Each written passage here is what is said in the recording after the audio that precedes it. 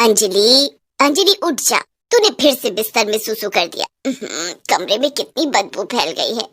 रंजीता जोर जोर से चिल्लाकर अंजलि को जगा रही थी, लेकिन अंजलि थी कि जाग ही नहीं रही थी। तभी उनके कमरे में रिया आई। अंजलि, अंजलि उठ जा, सुबह हो गई, ऑफिस नहीं जाना क्या? तभी रिया ने कहा, कमरे में कितनी गंदी बदबू आ रही है। वो तो आएगी ही, अंजलि मैडम ने बिस्तर में ही सुसु कर दिया है। क्या? Oh my God. रिया उसी वक्त कमरे से बाहर निकल गई। थोड़ी देर के बाद जब अंजलि सोकर उठी, नींद खुल गई, अब जाके चादर और कपड़े धो। ओह नो, आज मैंने फिर बेड पर सुसु कर दिया। तू है ही आलसी, बिस्तर से उठना ना पड़े तो बेड पर ही सुसु कर देती है। तेरी सहेली रिया आई थी, उसे भी पता चल गया। ओह, मुझे कुछ करना पड़ेगा।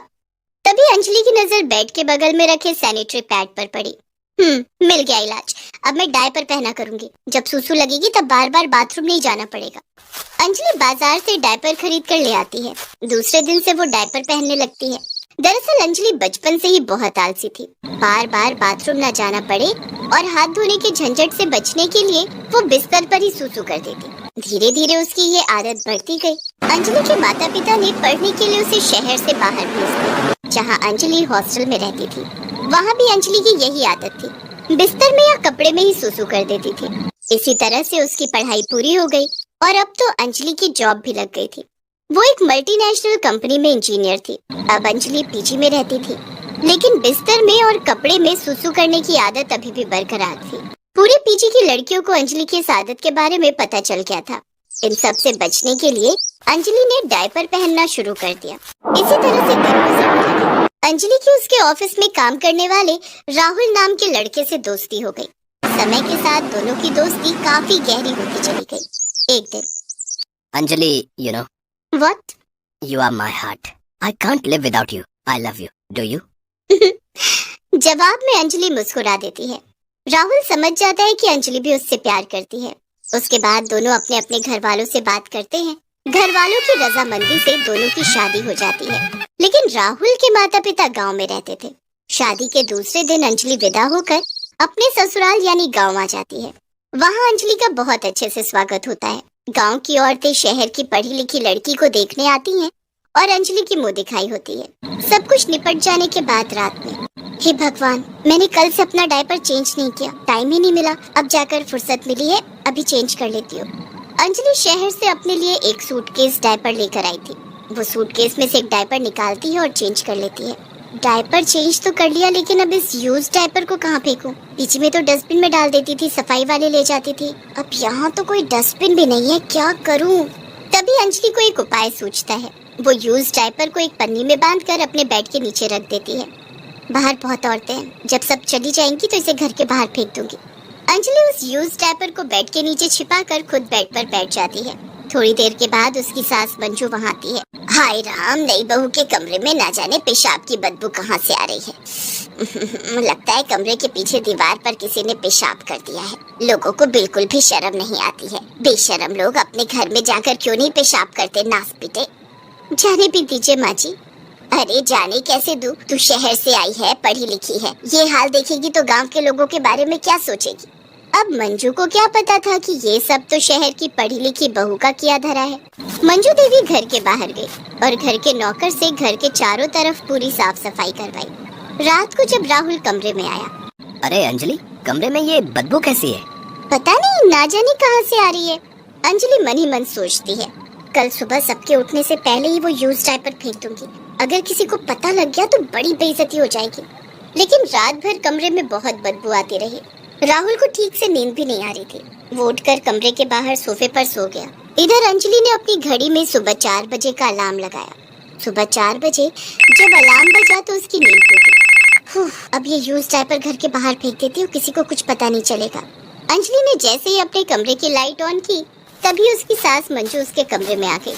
अंजलि उस समय अपने बेड के नीचे थी। वो डायपर निकालने के लिए झुकी थी। अरे बहू, तू बेड के नीचे क्या कर रही है? अपनी सास की आवाज सुनकर अंजलि घबराते हुए बोली, अरे माँ जी, आप इतनी सुबह उठ गई? बहू, ये गांव है, यहाँ हम सब सुबह 4 बजे उठते हैं, लेकिन मुझे ये देखकर अच्छा लगा कि तू भी सुबह 4 बजे उठती है। लेकिन ये राहुल बाहर सोफे पर क्यों सो रहा है? और ये बदबू तो अभी भी आ रही है। वो माँ जी कल रात उन्हें बहुत मच्छर काट रहे थे, इसलिए वो बाहर सोने चले गए। कमरे की खिड़की खुली रह गई थी ना, इसलिए कमरे में बहुत मच्छर आ गए थे। अच्छा बहू, कोई बात नहीं, आज मैं पूरे घर में मच्छर वाली अगरबत्ती जला दूंगी। अब तू जाके नहा धो ले, आज गांव के माता मंदिर में जाना है, और राहुल को भी बोल देना कि नहा धोकर तैयार हो जाए। जी माँ जी। मंजू देवी कमरे से बाहर चली जाती हैं। ओह गॉड, अब मैं क्या करूं? डायपर कैसे फेंकूं? अब तो आज का डायपर भी फेंकना है, 2 डायपर इकट्ठे हो जाएंगे, बाद में सोचूंगी, अभी नहा लेती हूँ। अंजलि नहाने चली जाती है और आज का यूज डायपर भी वो बेड के नीचे रख देती है। नहा धोकर वो तैयार होकर अपने कमरे में बैठी थी। आज तो कमरे में कल से ज्यादा बदबू आ रही है। ऐसा करती हूँ, कमरे में परफ्यूम छिड़क देती हूँ।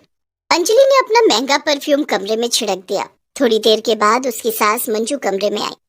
अंजलि बहू, तू तैयार हो गई? राहुल भी तैयार हो गया है, चल मंदिर चलते हैं।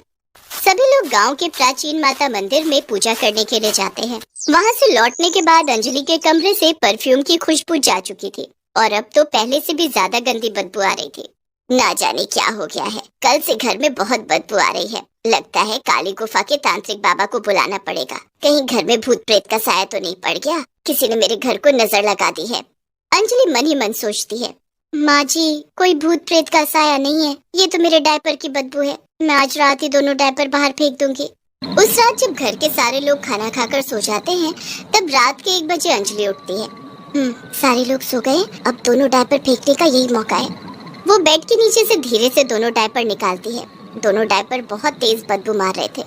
अंजलि अपने एक हाथ से अपनी नाक बंद कर लेती है और दूसरे हाथ में डायपर लेकर घर के दरवाजे तक जाती है। वो धीरे से दरवाजा खोलती है और घर के बाहर जाकर दोनों डायपर फेंक देती है। लेकिन उसे ऐसा करते हुए पड़ोस की 2 औरतें देख लेती हैं। दोनों अपने अपने घर की छत पर सो रही थी। दूसरे दिन दोनों औरतें एक दूसरे से छत पर मिलती हैं। अरे सुनीता, कल रात तूने देखा? मंजू के घर से कोई औरत बाहर निकली और सड़क पर डायपर फेंक कर गई है। अरे वो कोई और नहीं, मंजू की शहरी बहू अंजलि थी। क्या? लेकिन अभी तो उसे आए हुए 2 दिन ही हुए हैं। वो घर के बाहर कैसे निकल आई? और उसके घर में डायपर कौन पहनता है? अभी तो उसके कोई बच्चा भी नहीं है। मुझे तो मंजू पर शक है, हो ना हो मंजू डायपर पहनती होगी। आज रात फिर देखेंगे कि माजरा क्या है। आज घर से कौन बाहर निकलता है डायपर फेंकने। उस रात फिर अंजलि यूज डायपर फेंकने के लिए रात के 1 बजे घर से बाहर निकलती है और डायपर फेंककर घर के अंदर आ जाती है। दोनों औरतें नजर जमाए हुए थी। वो दोनों अंजलि को डायपर फेंकते हुए देख लेती हैं। इधर अंजलि भी परेशान हो गई थी।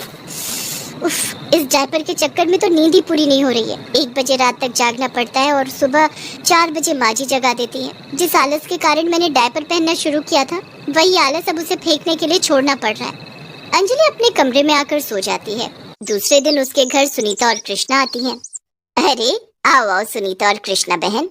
नहीं, हम घर के अंदर नहीं आएंगे। हम तो बस ये कहने आए थे कि बहू के आते ही तुम इतनी आलसी हो गई कि अब सुसु पॉटी भी डायपर में करने लगी। ये क्या कह रही हो तुम दोनों? डायपर में सुसु पॉटी? तुम दोनों का दिमाग खराब हो गया है क्या? तुम क्या सोच रही हो मंजू कि हमें कुछ पता नहीं चलेगा? रात के 1 बजे नई बहू से सड़क पर डायपर फिकवाते तुम्हें शर्म नहीं आती? कृष्णा की बात सुनकर मंजू रोने लगती है। अरे मैं तो सुबह 4 बजे उठकर फ्रेश हो जाती हूँ, भला मुझे डायपर पहनने की क्या जरूरत? अपनी सास को इस तरह लोगों के सामने जलील होते हुए और रोते हुए देखकर अंजलि को बहुत बुरा लगता है। वो दोनों औरतों के पास जाती है और कहती है, कृष्णा चाची, सुनीता चाची, इसमें माँ जी की कोई गलती नहीं है। दरअसल वो डायपर मैं पहनती हूँ। क्या तू डायपर पहनती है? जी माँ जी, मैं अपने आलस के कारण बेड पर ही सुसु कर देती थी, जिससे बचने के लिए मैंने डायपर पहनना शुरू किया। लेकिन अब मैं कान पकड़कर कहती हूँ, मैं अब कभी डायपर नहीं पहनूंगी। जिस कारण से मेरी माँ जैसी सास को शर्मिंदा होना पड़े, वो काम मैं कभी नहीं करूंगी।